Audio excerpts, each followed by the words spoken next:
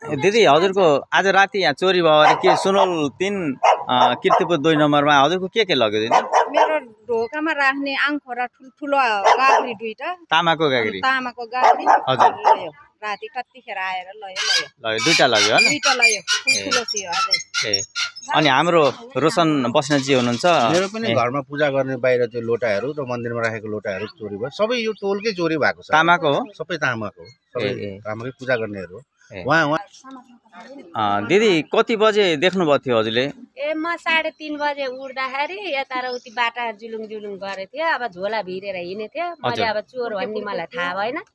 त्यसले अब चोर रहेछ अब चोरेर हिँडे रहेछ मलाई थाहा भएन त्यहाँबाट फर्केर यता गयो एकजना थियो एकजना मात्रै छ झोला ठुलै थियो झोला ठुलै छ करप्पै टनक्कै बोकेर गयो हजुरको घरमा पनि के हरायो? हाम्रो घरमा दुईटा अंखारा हरायो अनि एउटा लोटा हरायो अनि यो गेट भित्रै छिरेर यो चोरले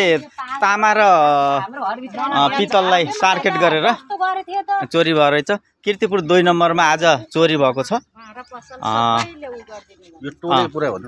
सबै टोलमै चोरी भएको छ र सम्बन्धित निकाय यो कसैले कसैको घरमा यो भाँडा बर्तनहरू गाग्री आमखोराहरू बेच्न लिएको छ भने हामीहरूलाई खबर गरिदिन म अनुरोध गर्दछु है त।